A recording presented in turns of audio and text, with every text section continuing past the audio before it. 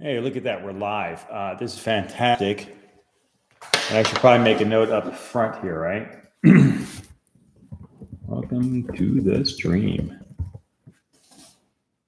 And enter. Okay, maybe it didn't enter. There we go. So I have to wear my glasses on here to see this. And anytime I bump into the table, I'm going to bounce my monitor. So that's hilarious.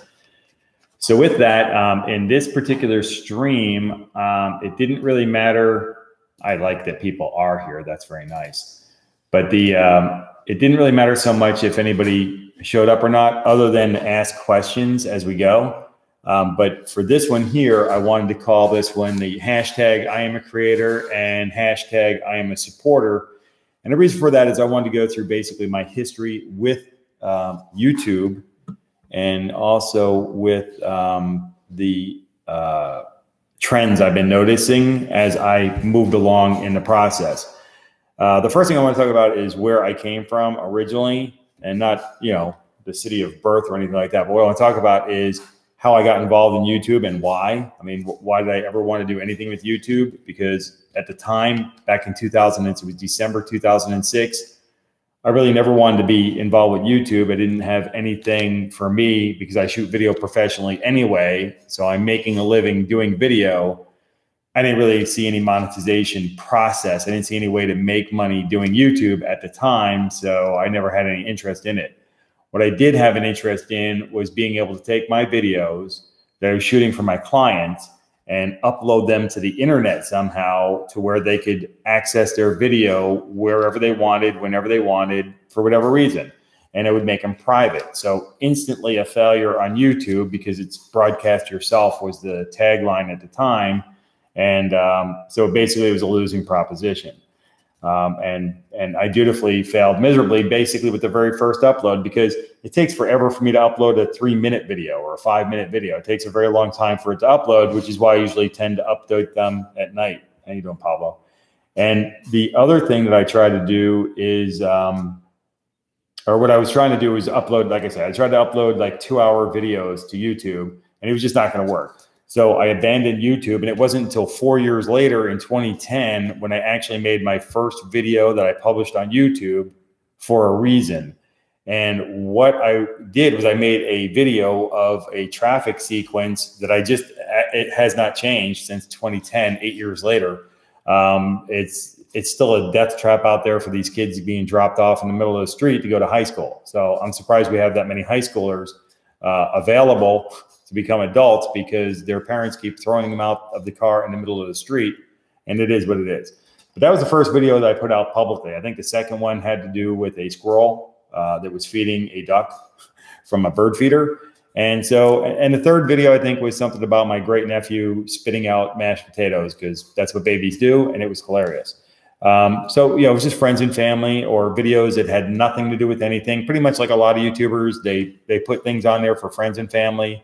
They don't want to host them on their own website, or they may not even have their own website. But now with Facebook having all these options to live stream and upload videos and everything, there's other options available. So YouTube isn't really the only game in town, but it is probably the biggest game in town. I want to talk about, so anyways, I didn't have any interest initially to do anything with YouTube, right? So for making money or anything like that, because as a professional videographer, I had plenty of work and I wasn't really worried about that issue. So when I started doing videos, actually it was more like 2014, because I was studying law, and there were some things that I wanted to share with other people who were going through the same process of open and distance learning. And I wanted to share what I was learning from my experiences to help other people, so I didn't have to suffer the way I did with my experiences. And so I started making YouTube videos that would be nice for other people, so that they could avoid the pitfalls of that kind of an education process, which is open and distance learning, and specifically asynchronous open and distance learning, because this is live. So this is synchronous. I'm actually slightly delayed, but here in front of the video. The other issue is that asynchronous is like email, right? I type an email, you get the email, and I work best like that, because it gives me time to sit there, consider what I need to say, how I want to say it. That's why I like shooting video and then uploading them because I can edit them if need be, or I can reshoot the video until I'm happy with it and then upload it. So I really wasn't interested, like I say, until recently. So even though I started back in December of 2006, I really only got interested in doing anything on YouTube in 2014. Now let me give you the rest of the recipe for disaster that I started. When I started making my videos, I was still of the same mind from the beginning when I just wanted to upload videos for my clients.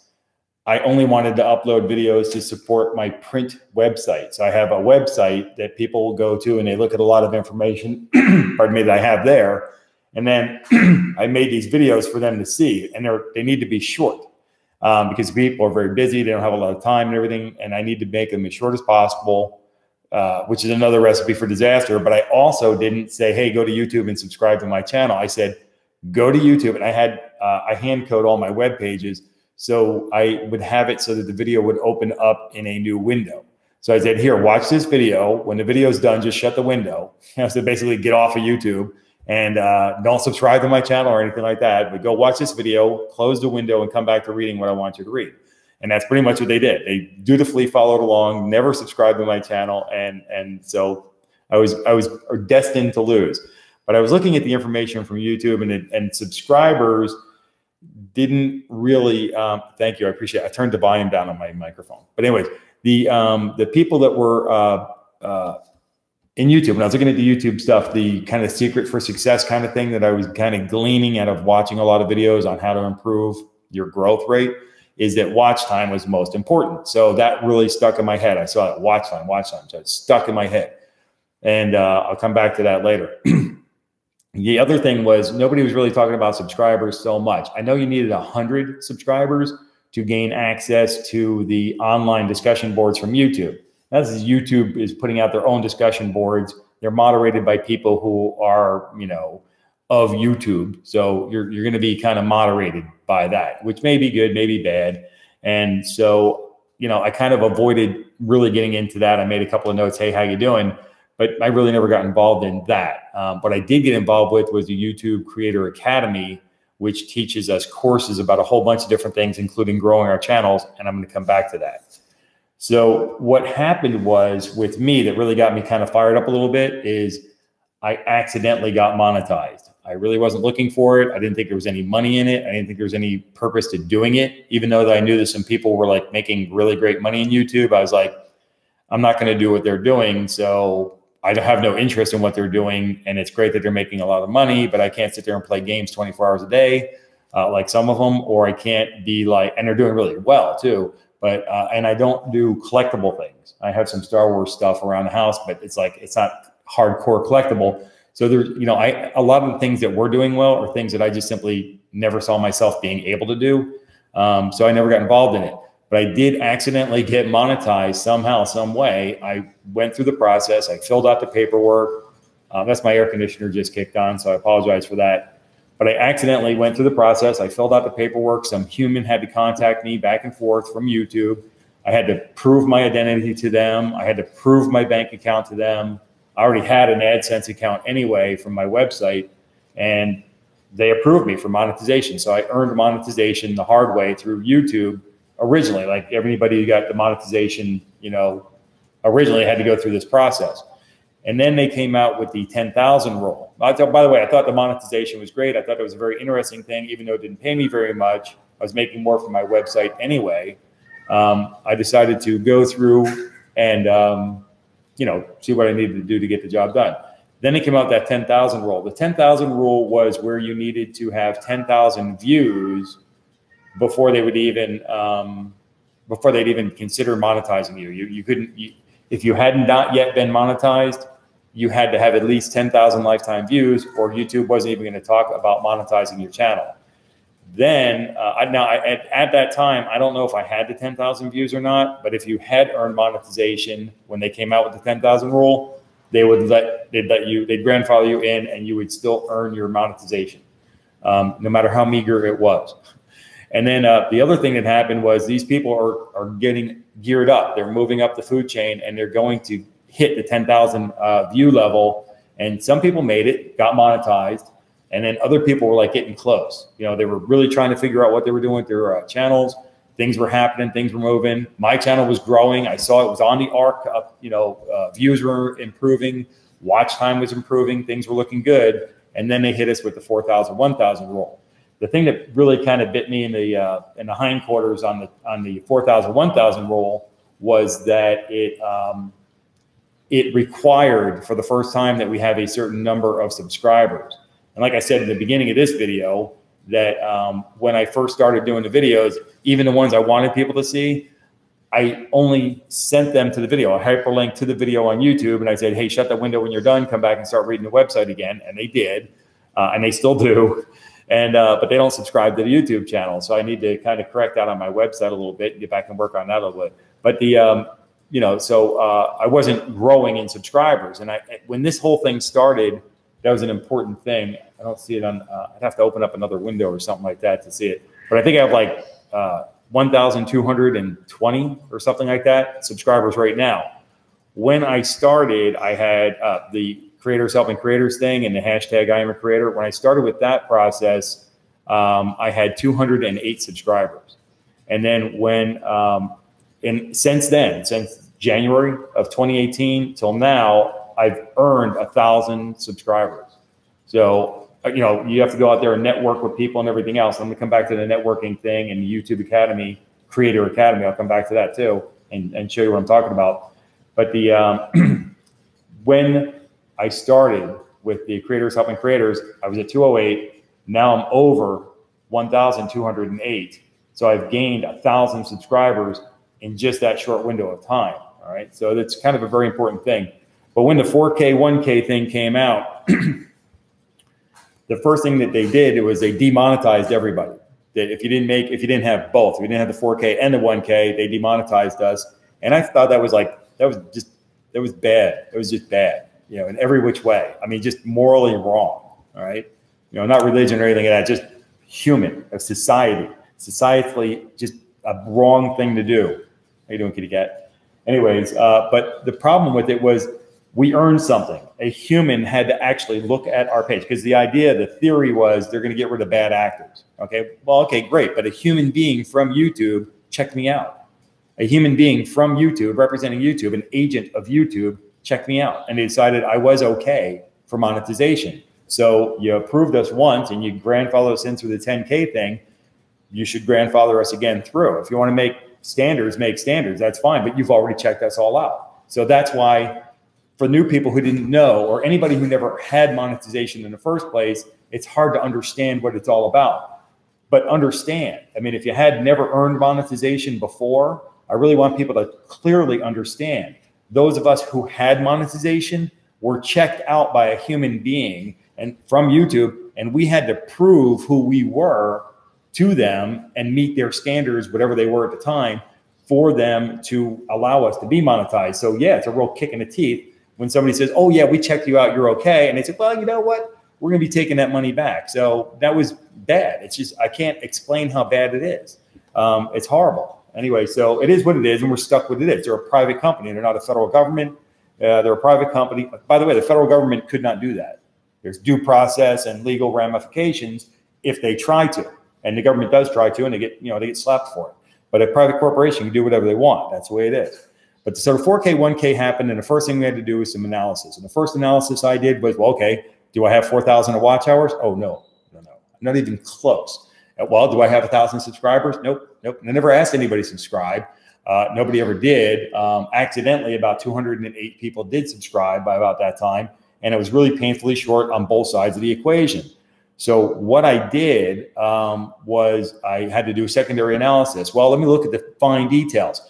That Creator Studio thing that they give us is a great tool, but the problem is you need to have a couple of subscribers and you need to have some watch time of some sort, and you have to have a number of content pieces. You have to have a certain number of videos on there before you can actually make any value judgments of what's going on, what's happening, and how you need to adjust your channel.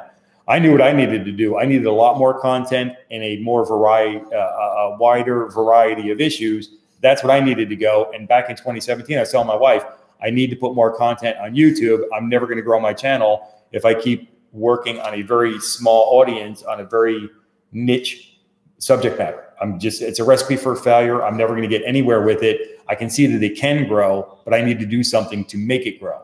So I need to get more content on there, step out of my comfort zone. This is way out of my comfort zone, and see what I can do to get the job done. So I had planned on doing that anyway before the 4K, 1K rule hit. So, that's why I was just so ticked off about the whole thing. So the secondary analysis was in looking at the statistics in the Creator Studio thing that they're now going to just call YouTube Studio. That's what they're going to call it now. That's the new beta one. And that's what the name is going to be. So in YouTube Studio, I looked at the arc of the watch time. And based on my analysis of the watch time, it was of the very core information that I was focused on that was never going to get me anywhere. The watch time was going up. So I knew that if I kept making additional content, if I kept making new content, if I expanded the amount of subject matter that I covered, and I worked on other issues, that I would increase and then keep moving with the content on the watch time, and I would get to the 4,000. So as far as the 4,000 was concerned, I was never really worried about it. But the 1,000 subscribers, that was a killer for me. That was absolutely a positive, a dead end street for me. So I got to give a shout out here to Mike the Painter, who is also Random Videos. This gentleman contacted me directly through a message and pretty much instructed me on what I needed to do to get the job done. I followed his advice to the letter, and maybe not even to the letter, but really close as I could to what he was saying to do. And I followed his advice, and I went to work, and I started networking with as many people as I possibly could. And I decided at that particular point that this was going to be a full-time job for me. Basically, I'm switching careers from doing litigation support video professionally, working for attorneys, to being a full-time professional YouTuber, not making any money at the time being, but trying to get that way as quick as I possibly can. To make it, this is my goal. My initial goal is to be able to earn a decent part-time income from advertising on YouTube through AdSense, all right? My secondary goal is to be able to increase upon that income to where it would be, and now it's worthwhile to be full-time YouTubing. And basically, I'm giving myself the freedom to be able to pursue this endeavor, all right, for lack of a better terms. And this is why I don't like live so much, because I got to think on my feet. And sometimes I like to just sit there and bury my head in a book and do some research, come up with the videos that you normally see me do, where I just start talking until I shut up. So anyways, probably somebody saying shut up, right? Anyways, so that was right. I needed help on that. So because of Mike the Painter, and he is Random Videos. Mike the Painter is Random Videos, the same guy. And he also, because of the process, I also met, of course, you all know James Cox. James Cox got involved with a lot of the people with I think it was I'm a Creator. And then the first hashtag I saw was I am a creator. And because I'm studying law, I'm like stuck on trying to write properly. So I'm is kind of I am, but shortened. So I figured, okay, I am a creator. That's a good one. I'll do that. So hashtag I am a creator. And it's the first one I really noticed. So I got involved in that. I met up with James Cox on YouTube channels and everything. And we had a couple of discussions and interactions. And he basically helped instruct me and a whole lot of other people into getting into Twitter, reactivating my Twitter account, which was dormant forever. And then start making connections with people and start interacting with people. So Mike the Painter and Random Videos, it's the same gentleman, and then James Cox, and then meeting a whole lot of other people, meeting all of you actually, then that things just started steamrolling from there. So everything started moving at that point, and I can now see that, yeah, it's really happening. And I have some numbers here on my notepad. I got some numbers on the first page, and I'll cover that in a second. But what I wanted to talk about first is there's another thing with newer folks that I noticed, and let me cover one issue. I mentioned it in the test on the audio test thing. I was doing some research on the hashtag I am a creator thing. Basically, I was looking to see if any of my videos were going to come up on searches and anything. And oh, my ears are burning. That's funny, James Cox. Yeah, I'm talking about you, buddy. So give you a shout out. And there you are, James Cox, everybody. So this is the deal. When we all started, I have to say all of us, especially the new people that actually have criticism over this. When I started my YouTube channel, I never was going to ask anybody to subscribe. I wasn't going to ask anybody to subscribe. I certainly wasn't going to beg anybody to subscribe, though that may have been the right idea to go. But none of us, there's nobody out there, for the newer folks or people who are just starting or people who are just picking up and wanting to get serious about it, about growing their YouTube channels. Nobody ever wants to go out and beg. Is this something we aspire to go out begging for people to listen to our YouTube channels and watch our videos? No, it's not. We want to make the things we're passionate about. And if you can do something you're passionate about and it happens to catch on and it becomes successful, you pretty much got life beat. I got to tell you, my whole life, my whole working career, I've been shooting video. I love shooting video. Would I like to be out shooting rainbows and butterflies? Yeah, sure. That's great stuff. Photographs, video, and all that kind of stuff. But I shoot talking heads, kind of like this here. Just a guy standing in front of a camera talking. Depositions. If you're in the United States, you might have heard the term deposition. If you're not anywhere in the world where they have a courtroom and they have a person sitting on a bench or sitting up there on the testifying, I'm just video recording somebody who is giving testimony. So it's really exciting stuff, and none of it is publicly viewable. I can never show any of it to anybody.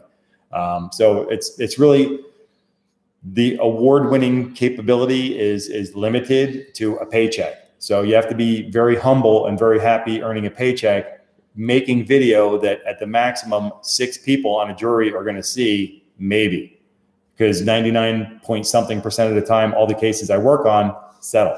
So nobody ever gets to see my video but me. Even my clients don't watch them. So that's kind of an interesting thing. So I just want to cover that really crystal clear, is that nobody who starts a YouTube channel that I can think of, nobody wants to go out there begging for people to watch their video. It's not something that we're looking to do.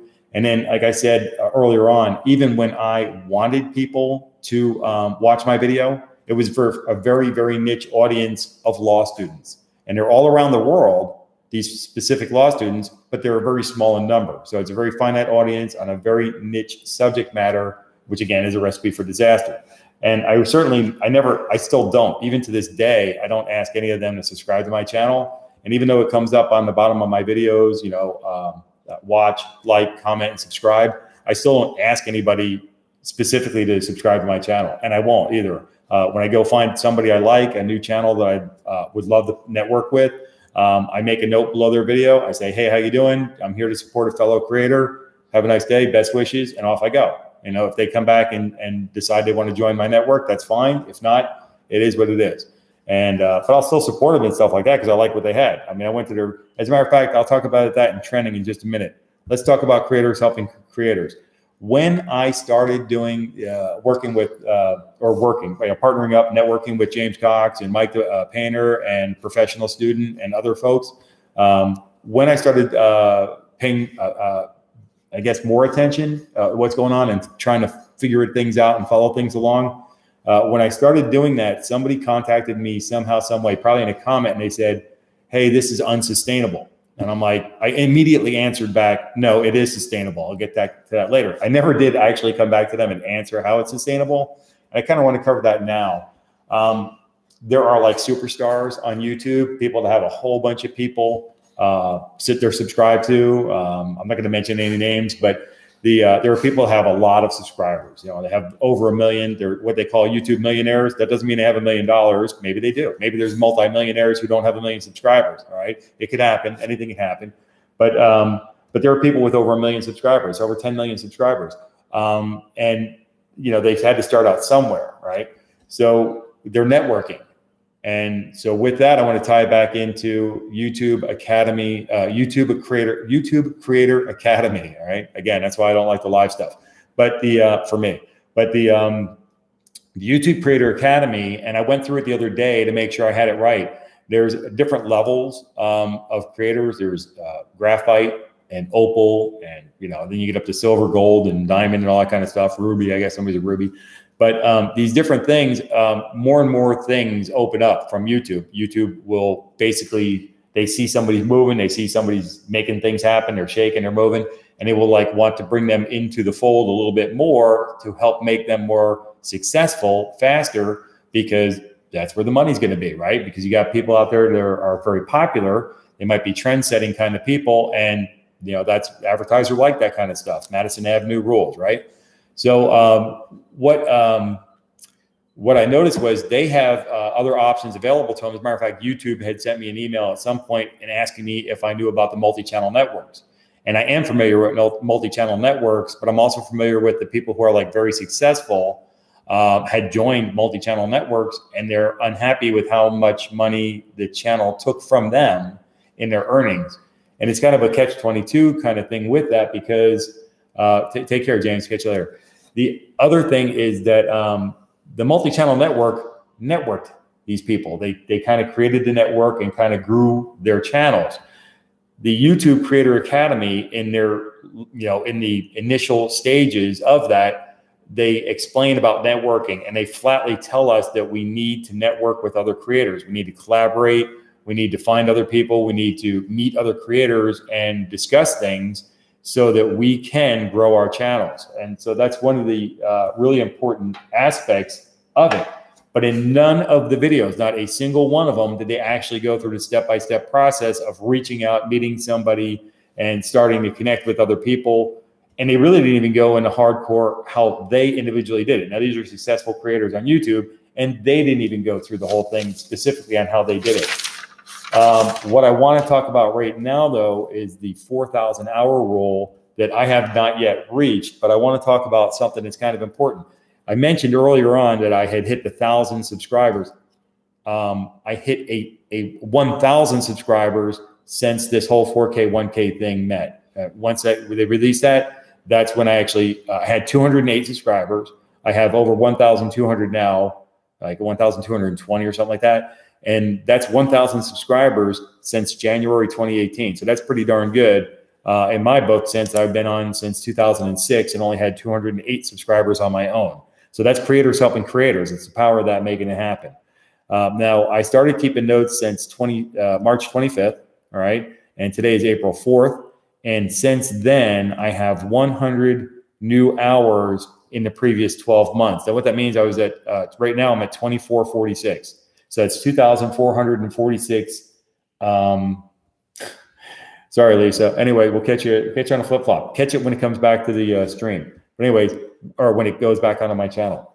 But when, if I have 2,446 minutes hours, these are hours, 2,446 hours in the previous 12 months right now. I used to have, back on the 25th, I had 2,346. So that's exactly 100 additional hours since then. So that's good. So it's growing. It's been growing every day. One day it dropped. But other than that, it's been going up and up and up. So that's excellent. So again, I still have the same confidence that I'll meet the 4,000 hours of watch time in the 12 months. As long as I continue to add content, as long as I continue to support other creators, as long as I can continue to find people who are serious about growing their channels, and we're all serious about it, making it happen, I have no doubt that it's going to happen. The other thing, though, is the 1,000 rule. They came up with that. YouTube came up with the 1,000 rule, and it was like, okay, you come out with the 1,000 subscribers and the 4,000 hours, and in one of the messages I saw, they were talking about, well, if you dip below the 4,000 hours in the previous 12 months, or if you dip below the 1,000 subscribers, they're not going to penalize you for it. They're not going to demonetize us again, like the roller coaster of, oh, well, you're in the money, you're not in the money kind of thing. They say, no, we're going to leave you alone this time. But they said that, but they also said in the same breath, they say, well, we reserve the right to change our mind. That's not the way they said it, but that's what they meant. And, it's the same thing as before. People who earned the monetization originally had to work with a human being from YouTube, prove who they were, earn monetization after a human decided, okay, you're okay, you can have monetization, and then they still watch over us. It's kind of like the firm trust is kind of shaken there in what they're doing and how they do it. So anyways, let's talk about that. Jump back to the sustaining of creators, helping creators, and how that's sustainable. Again, the superstar YouTubers that have millions of fans out there supporting them, and the people like us who are growing our channels, we're networking with each other and growing. We don't have the multi-channel networks marketing us. All right. So the multi-channel networks like are a marketing thing. That's why they pay them so much to do that. The creators have to give so much of their income to the multi-channel networks.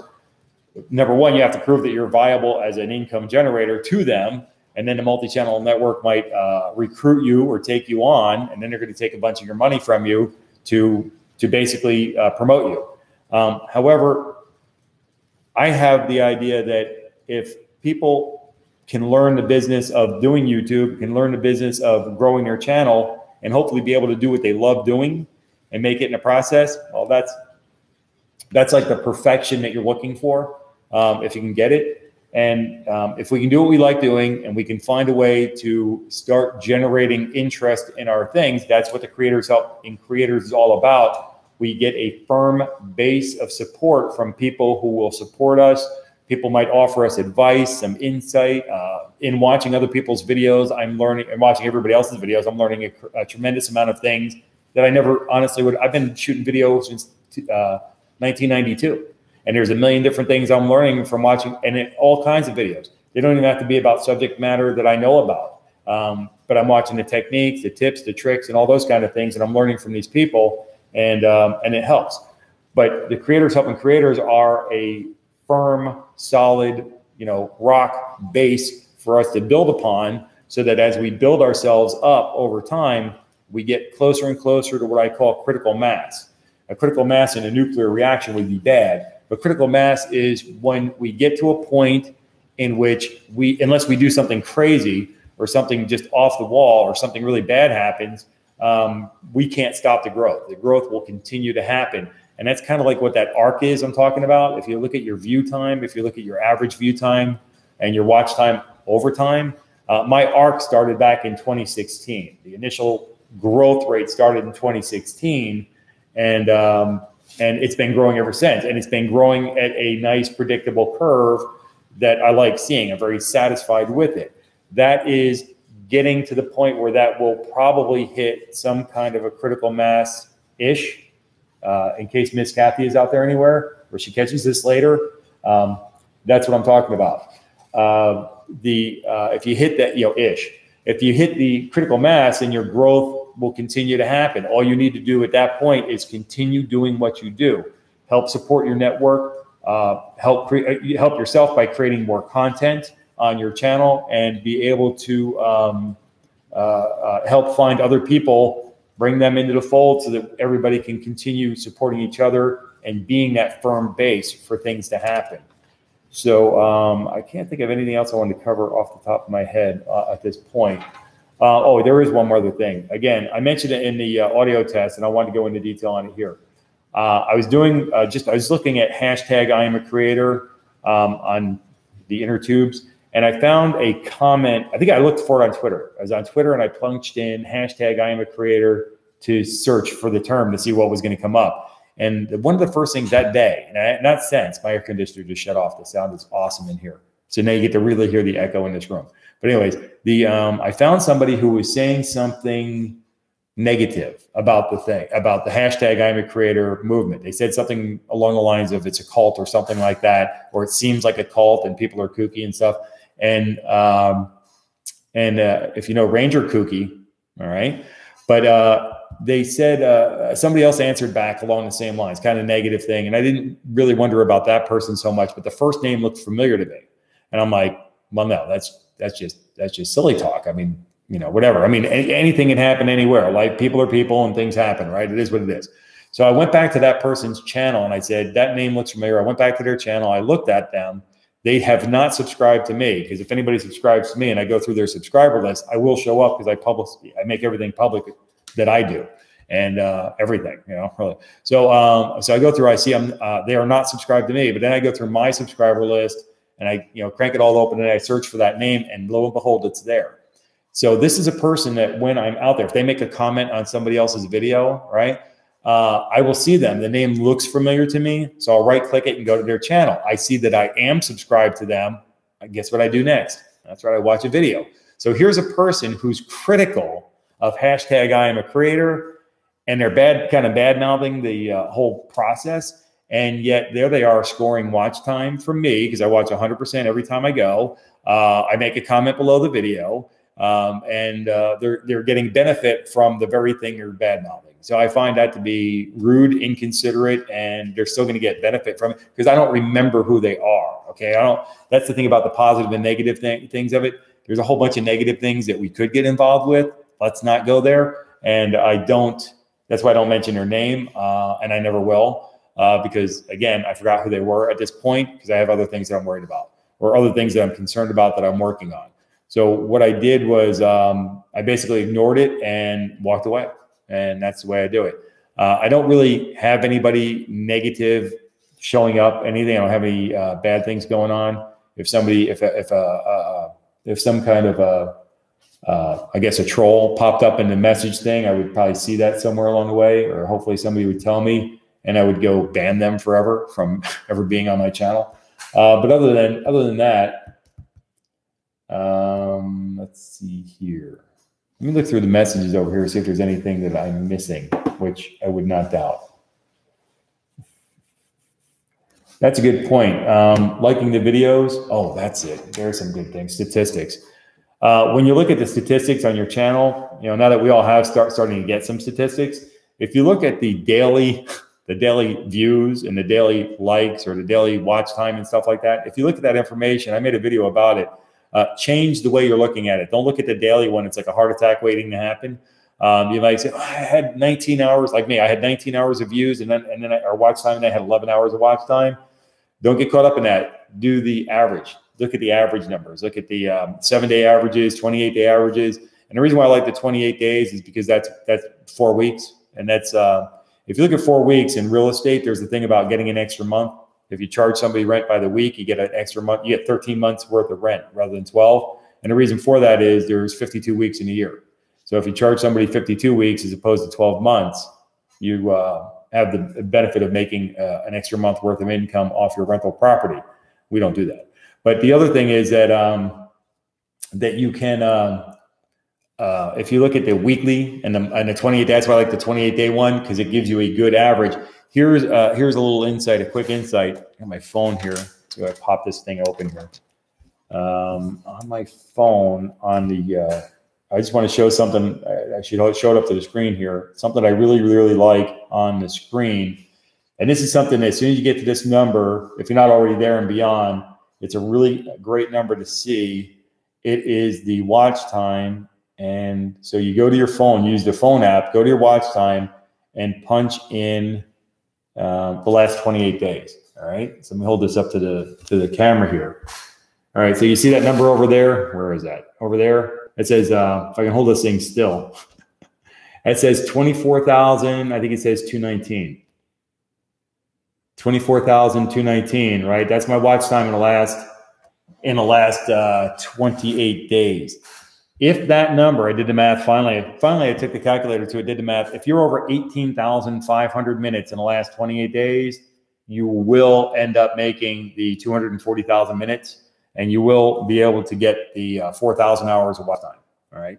So that's why I say the 28 days, because if it's 12 months, you need over 20,000 minutes a month, right? But it's every 4 weeks. That's why I like that. That's why I like that particular statistic for the last 28 days, because it's the 24,000. If you hit over 18,500, it's less than that. It's 8. But if you hit 18,500 and you can grow from that, okay, you're going to hit the 4,000 hours. So that's something that you can look forward to. All right. Again, I want to look back at my numbers again real quick. The hours. Let's go into the hours. When I'm using the OBS software, I can pull up this other window. But the one window I like a lot is you go in Creator Studio, you go to your channel, right? Then under the channel setting, click on monetization. This is the requirements for you to get monetized, right? At the bottom of that thing, it will tell you what your official hours are in the previous 12 months, right? So, and then it'll also tell you what your subscriber number is at that time too. The official one that they're going to use when they reevaluate you or when they initially evaluate you. But those numbers should be there no matter how much of the form you filled out, okay? So it's under the Creator Studio, it's under Channel, and then under the Monetization tab, and you should be able to see what your hours are at the bottom part of that section of the window in the center there. And again, on March 25th, I was at 2346. That's 2,346 hours. And right now, just a few days later, I'm at 2,446. So I've got 100 additional hours over the past 12 months, which is also indicating that I'm growing as far as watch time goes. So with that, let's see if I have any other questions. Any other questions come here? So the statistics are very, very important, and it's nice to have statistics that we can look back and identify with.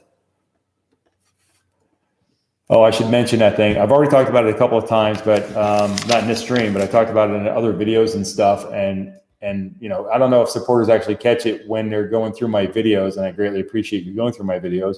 But one of the things I talk about is the hashtag I am a supporter. Oh, let me talk about hashtags. That's a good point.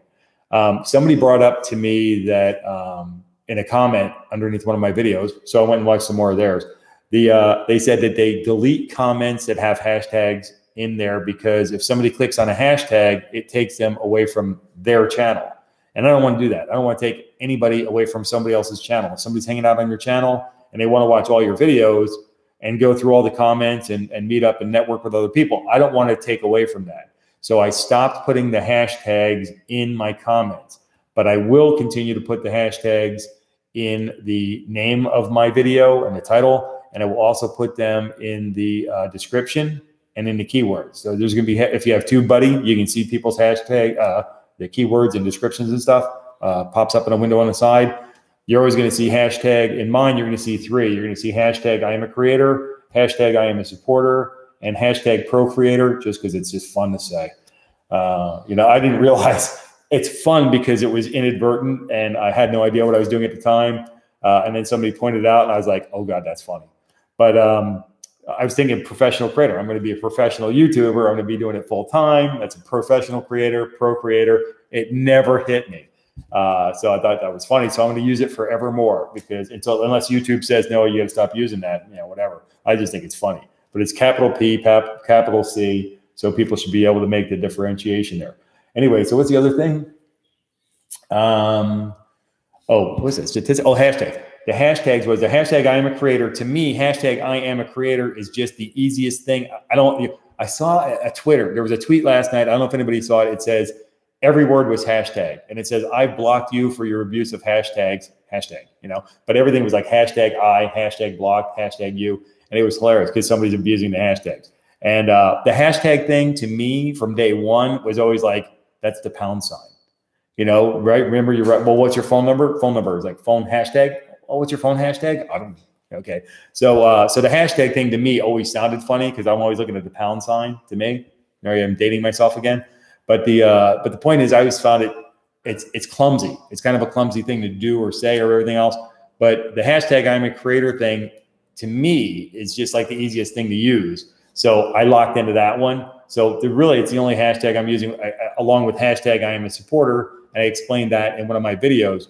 When I say hashtag I am a supporter, it means those 4 words that happen on my videos. And because you're here and anybody that's listening to the stream, the 4 words that pop up, they pop up at the beginning of the video, at the end of the video, and somewhere around the middle of the video. That's the way I plan that out. That's your little hint that you've hit the midway point. When it pops up in the middle of the video, that's the halfway point, roughly. And then, but the hashtag I am a supporter is those 4 words. That's my promise to myself. No matter what anybody else does, however, we're all free agents. Everybody's allowed to do whatever they want to do, however they want to do it. My promise to myself is that I want to always watch 100% of a video. And that's why I look for 3 to 5 minute videos. So people who have really long videos out there or really short videos out there, I look for either a playlist that has enough to make the 3 to 5 to 10 minutes. And I also look, you know, if people have long ones, I go through the videos to find a shorter one that's 3 to 5 minutes. That's the one I'll watch all the way through because I can support a lot more people that way. And if I watch a longer video for 3 to 5 minutes, that hurts one of your statistics that I'll cover next is the percentage of video watched. It's a very important statistic and people either don't know, don't realize, or don't care. But it's really an important statistic to try to maintain because what we really want, and I've actually seen this a couple of times where a video was watched a lot and it was watched 100%. And it wasn't necessarily short either. It may have been, you know, between 5 and 10 minutes. But the history of the video pops up on TubeBuddy, says they've watching 100% of that video every time. I'm like, that's awesome, because I did too. So I'm not going to be the one to mess up somebody's stats. But on the statistics, let me just hit that first. The view time is, that's why I watch 100%, because the view time is an important thing. So the I Am a Supporters, I watch 100% of a video. That's why I look for the 3 to 5 minute videos, because I can support more people in the day and into the night, actually, by watching their videos. That's also how I catch up with people too, by the way, by looking at the videos and the length of time and everything and how much time I can put into them.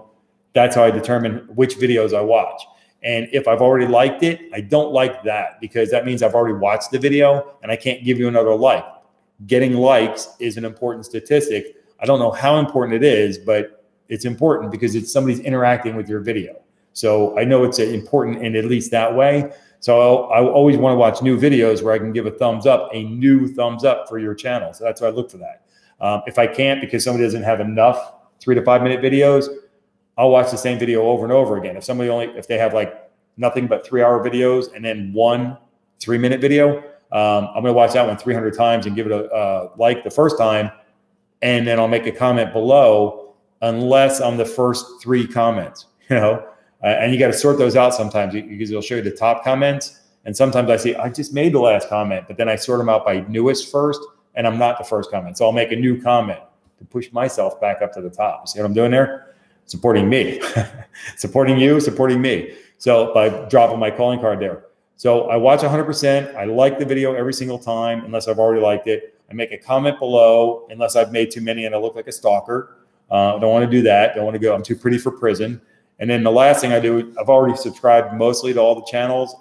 But if I find a new person out there, somebody introduces a new person on Twitter, or they introduce a new person, they have these like introduction trains, or I guess what they call them, whatever. Small YouTube army and stuff. Other groups have also crossed over and they're combining with each other, and they are connecting up, and they're doing these things by introducing new channels. Retweet that tweet, and then you can also put your name on there, put information about yourself on there, and a link to your YouTube channel, and then maybe make connections. People network together. That's an awesome, amazing thing. I really love Twitter for that, and I love all these different groups coming together and sharing that information. I greatly appreciate that for anybody from who wasn't originally with hashtag I Am a Creator, but has now crossed over, and they're crossing over the different groups. I really appreciate that more than it's just fantastic. I really love meeting the new people and going out and finding people, and then introducing a few people every now and then on Twitter. So Twitter is a fantastic tool. And again, I got to thank James Cox for that, because he really introduced me to learning how to use Twitter as badly as I can now use it. I'm still bad at Twitter. And then what else was there? So I watch, I like, I make a comment, and I subscribe. And then what else do? When I'm looking at somebody's YouTube videos, these are like even people that, like, I'm subscribed to a whole bunch of people anyway, right? But when I'm going to the people who make the I should do that. Let's switch over to that, and I'll come back to finishing up that thought.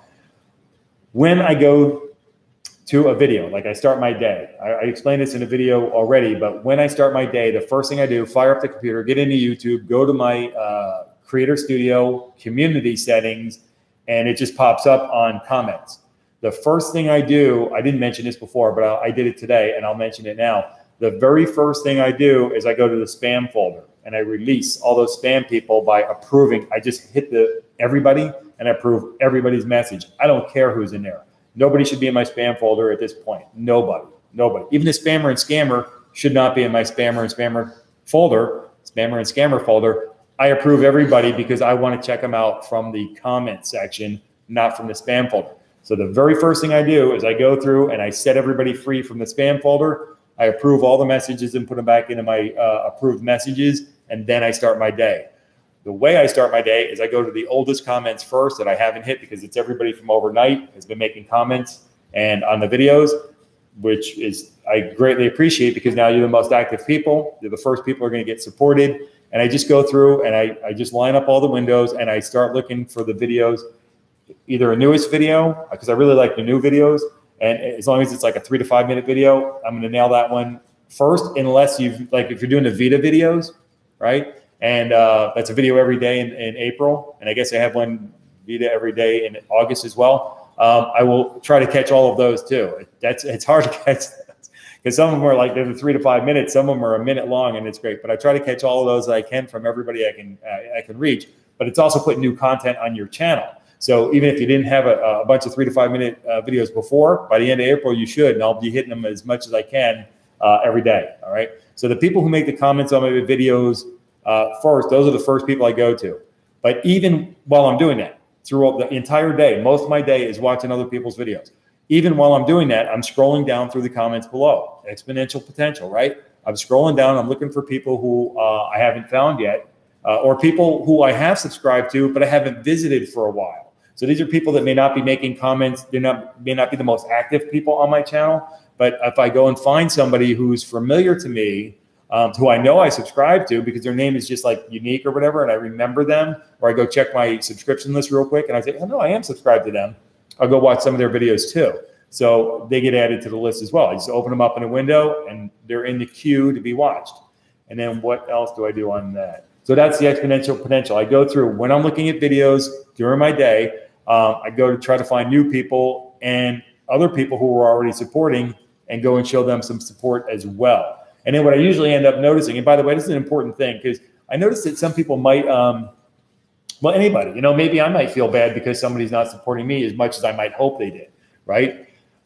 Even if so, you know, it might be that they're waiting for me to support them, or maybe I'm waiting for, I don't do that, but maybe I'm waiting for them to support me before I go support them. It's like, I have seen people say, hey, I subscribe to these people, but they're not watching any of my videos. It's like, well, maybe they're waiting for you to go watch theirs. Maybe not. Maybe they simply are supporting so many other people, they've actually cannot possibly support everybody that they've subscribed to.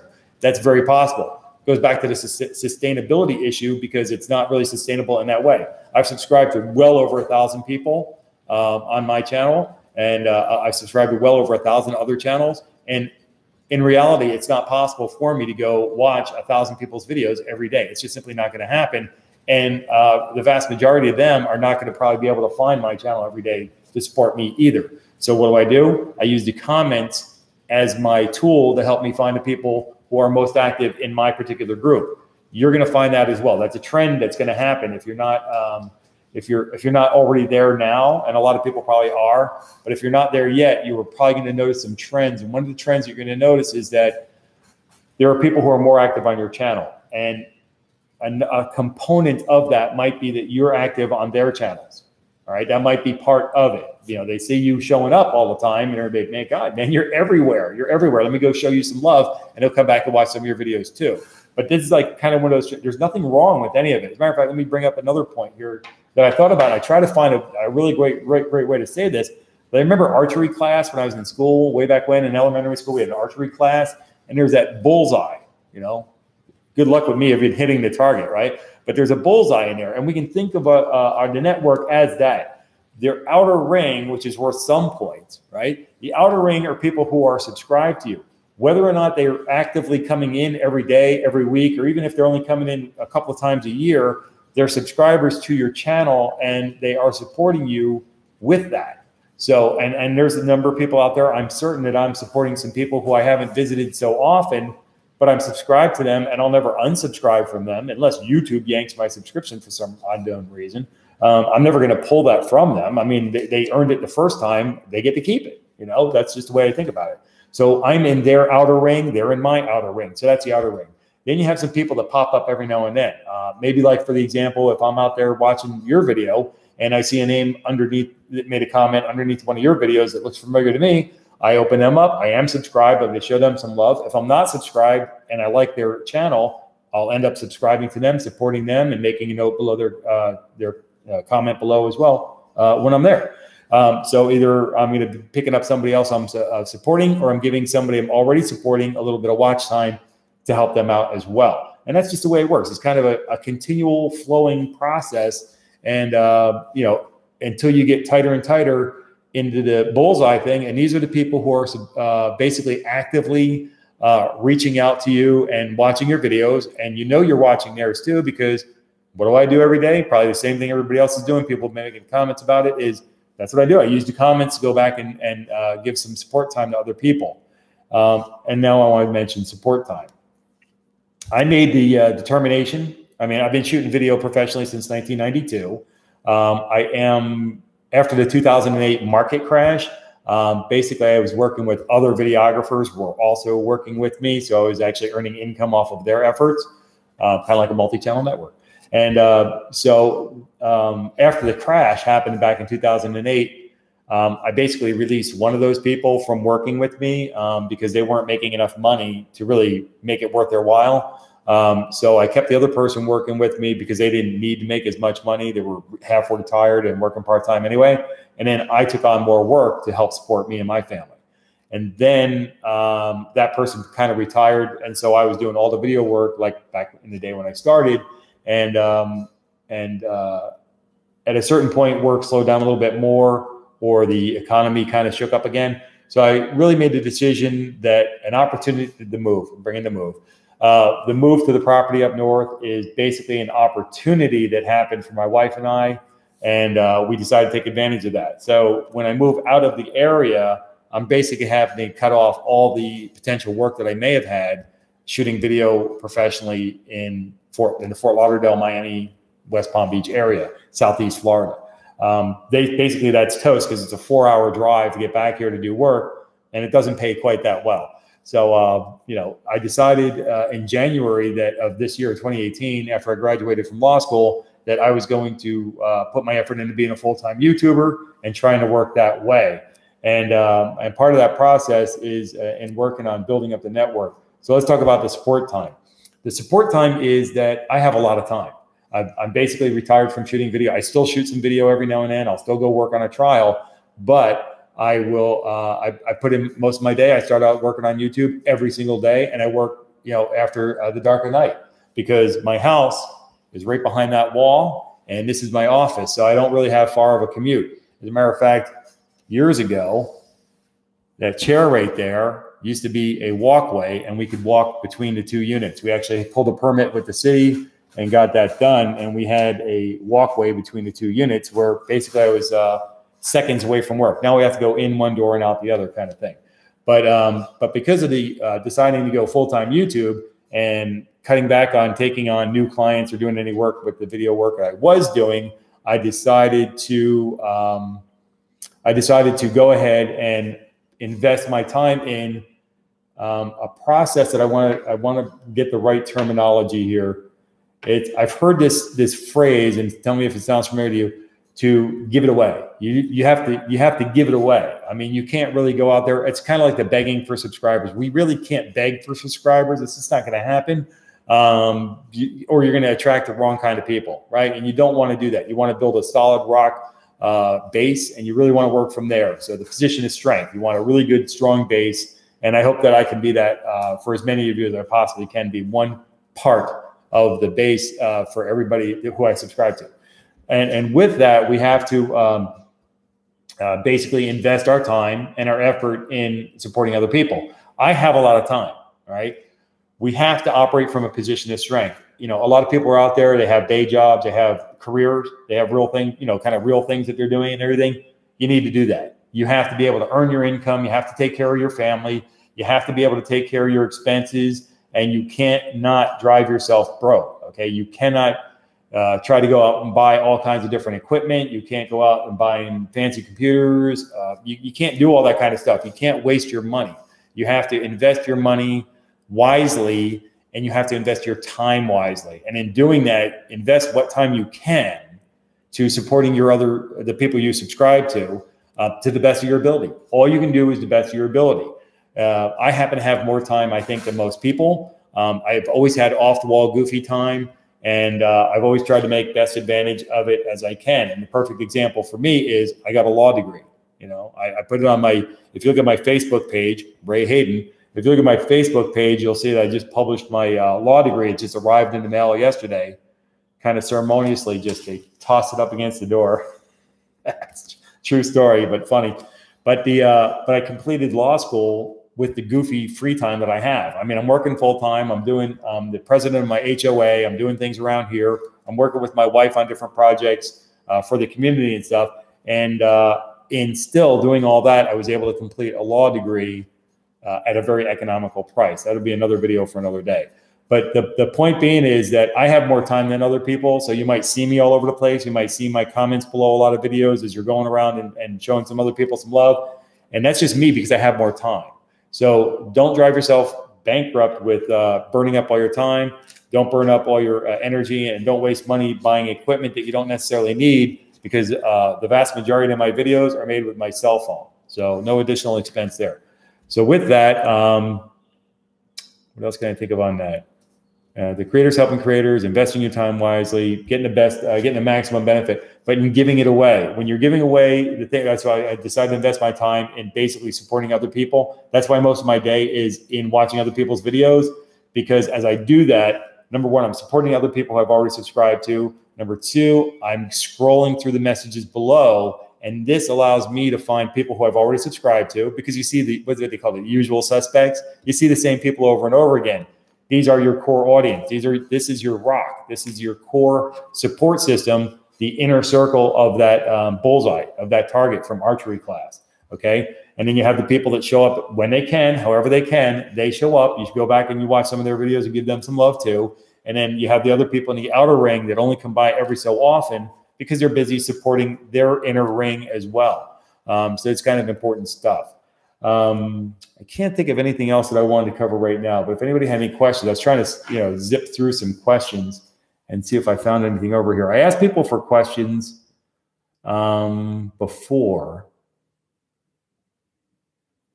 but I'm trying to see, pardon me while I look through the messages here and see if I see anything. Oh, Halos and Heathens. You guys are hilarious, by the way. So if you don't know Halos and Heathens, lock up with them. They're just absolutely hilarious. Who is it? Boom and Biggs? Who is that? They're hilarious too. Some people that do the travel videos, some of the travel videos, as a matter of fact, a lot of the travel videos I've been finding have been, they've had really good, kind of like action-packed short versions. And sometimes they have extended versions too. I like both. Let me see. How many minutes a day do we need to reach 4,000 hours? You need 240,000 minutes, 240,000 minutes to get to 4,000 hours. And since somebody asked that a little while ago, let me ask that. Let me go back to that now. I don't have anywhere near the 4,000 hours, but I do have 2,446. And the important thing about that is about a week ago, I was 100 hours less. So you can see that it grows. And I want to recap on that again real quick. If you look at the watch time in your account, if you look at the watch time, look at the last 28 days. The 28 days is 4 weeks. And the funny thing about that is actually if you look at a 4-week period of time, that's really 13 months in a year instead of 12 months. All right. It's kind of a funny thing with real estate that way. But if you look at the number of minutes in your watch time over the past 28 days, if it's 18,500 or more, you're going to make the 4,000 hours. All right. So the initial number that you want to see, I held it up to the screen before. I don't know if anybody saw that. Hopefully hopefully when I start my phone, it's on that screen. There it is. All right. Like right now I'm at 24,219. Right. I haven't updated the screen. Maybe it's changed, right? Or maybe not. Maybe it's gone down, right? But if this number up here on your cell phone version of it is 18,500 or more, you're going to make it. So this is the number that you want to see increasing every month to the best of your ability. And the best way, I determined in 2017 that the best way for me to increase watch time was to increase the amount of content that I had on my channel. And that's what I was really focused on. As a matter of fact, that's a good point. Let me notice this. I really want to kind of wrap this up in the next 15 minutes. Let me talk about what I decided to do for watch time. Let me back up for a minute and say, look, when I started my YouTube channel, I really had no interest in YouTube as a profession kind of thing or doing anything like that. It evolved. And when I started my channel, watch time was really important. I knew that. But I also had a very niche audience of law students and they're very time restricted people. They don't have a lot of time to do anything that's not actually helping them with the study of law. So you have to be very specific, right to the point, get the job done, get in and get out. And they need to be able to do that with what they're studying. So my videos are the recipe for disaster, very short videos, right to the point, in and out, and off they go. And I never asked anybody to subscribe. But on a watch time thing, I knew that in order for me to get video watch time, and even with my limited videos, I was getting watch time. It was happening. So I knew that eventually 4,000 hours and more would happen. But in order for that to happen, I knew that I needed to make more content. So I told my wife last year that I needed to make more content for my YouTube channel. And then two things happened that were very important. I made that 100 video challenge for myself. Like we got the different challenges, ice bucket challenge, all kinds of things. I promised myself I'm not going to come up with a challenge where somebody might be injured or made uncomfortable in some way. And I'm not going to do, a bunch of different things. But what I would do is I would make a challenge for myself and then invite anybody else who wanted to try to participate in that to do the same thing. And what I made for myself was 100 new videos within 6 months. So in January, I started the thing and I said, I'm going to make 100 new videos on as many different areas as I can that I have an interest in. And I found a list of 4 different areas, and each area had 25 different suggestions to make videos on. I started going down that list. And I was going to start making videos on that. And then by the end of July of this year, I wanted to have 100 new videos uploaded. Now, somebody also came out recently with the video every day in April, which I guess I do every year. And there's a video every day in August or something as well. But these things get content on our channels. And in order to get watch time, we might have the greatest video in the world, but if it's only 3 minutes long, we're only going to get 3 minutes of watch time maximum from each individual view, unless somebody keeps, scrolling back and giving you more than 100% watch time. I do that every now and then to people to increase their watch time on a particular video. But if unless you have some content, nobody's going to be able to come to your channel. Not only that, if you only have one video, people aren't going to find your channel. I mean, it's going to be very difficult for you to get that watch time. So, you need to get out there and get some more content. And that's what I made that 100 video challenge to myself all about, to get more content on the channel. And then with the video every day in April, I decided that, I'll participate that to the best of my ability on top of the 100 new videos. So I wouldn't be counting those, or maybe I am. Unfortunately, I'll have to check that to make sure I don't count those towards my 100 new videos, because I want the 100 new videos. So I guess it'd be 130 new videos, 131 new videos on the channel. But by getting content on our channel, we give people the opportunity to find us more because we're going to use more and different keywords. We're going to make different subjects. But this is the reason why I made this even more importantly, is because my subject was on the study of law, okay, which would put everybody, including me, to sleep. So the thing I wanted to do was open up my horizons a bit. I wanted to step out of I wanted to jump out of my comfort zone, and also demonstrate, if I could, in the process. And I think I do. I think I kind of do. If you look at my initial videos, they're horrible, and I'll never erase them because I want people to see how bad they were, especially new YouTubers. They come in and say, "Wow, Ray's doing pretty good."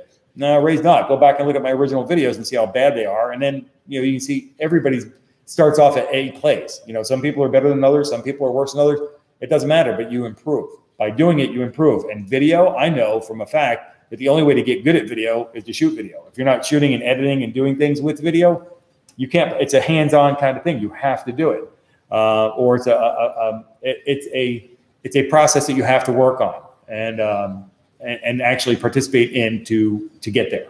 And we all can get there. And I've seen a lot of growth and a lot of people. There's a lot of new YouTubers I've met on these channels and everything, and they just impress the heck out of me because I see the skill, the improvement. I see the tips and tricks and everything. And for me, as a professional videographer and as a kid, a photographer, I find a lot of personal enjoyment out of watching people really moving forward. It's actually very, very enjoyable. I mean, some people like to watch TV. Some people I enjoy a movie every now and then. But really, I mean, these are real people. These are real people. And in creators helping creators, these are real people who care about each other, who help each other. That black cat behind me is about 1 million years old. Her name is Mia, and she was given to us because her owner was ill and ended up passing away. And we promised that we would basically take care of her for the rest of her life. That cat pretty much owns me, by the way. Eventually, she's going to walk over here and start scratching my leg, which is funny because they had her declawed. But that cat's like a 16-year-old cat, and she's like this big. Anyways, she's this big. It's adorable. Anyways, so with creators helping creators and everything, and watching these people, you know, including me, right? We watch people to get better, they improve, and they're moving forward and making things happen. And it's just a fantastic thing to see. I actually enjoy that more than a lot of things, you know, other than cats. So there's one more thing. Anything else I want to mention here? The shout out videos that people make are incredible, because sometimes I go to a shout out video, and what I really like seeing is when they put the links to people below. So I can go just click on a link and go find them. Or if those people came back and saw the video and made a comment below, because then I can go find them, because some of these people I don't know, and I'm making connections that way too. I can go support other people as well. So with that, I really think I covered everything that I wanted to cover. If anybody had any questions, by all means, drop. Yes, the kitty cats, by the way, are absolutely adorable. And luckily for this stream, for an hour and 10 minutes, they've been very well behaved. I'm going to wrap this up. You guys are fantastic, and you should love cats. Actually, in all honesty, I'd say something here. I don't know if you heard Chirp at all, chirping his head off in the background. I got him in the front room. I can't video in there anymore because he every time I start talking, he knows my voice, so he starts chirping. So it's adorable, and he's a rescued parakeet. The parakeet, he can't fly very well, and that's how he ended up coming to us, because he was walking around in a neighbor's front yard. He's like, "Hey, there's a bird out in my front yard." I'm like, "Congratulations, dinner." But now he shows me the picture of the bird. I'm like, "It looks like a parakeet." It was a blurry picture. I said, "It looks like a parakeet." So I go over there and look, and this little bird's just walking around. I'm like, "All right, come on." So I picked him up, and we have actually a huge cage for him. And a lot of times I actually work in there with him, and he just reminds me of how loud he can be. So he's adorable. So Chirp the bird, we used to have a bunny rabbit for a while. He passed away some years ago, but he was just an excellent study buddy for me. And then Chirp is a fun little bird to have around, and the cats are just incredible. They keep me sane. Is Sane Auto here? Anyways, so with that, I'm going to wrap this up for you guys and get about your day, get back to making some more content, making more videos. I have a video to make for those people studying law. Oh, that's a funny thing.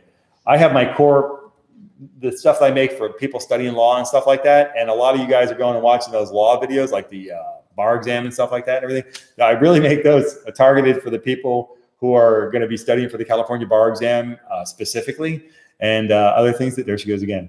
And, you know, but I appreciate everybody going by and checking out those videos.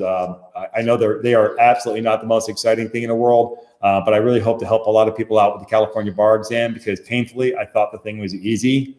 I'm certain that I failed it, but I think that the exam for somebody who was better prepared than I was would have been a very easy exam for them to pass. So that's a sad story.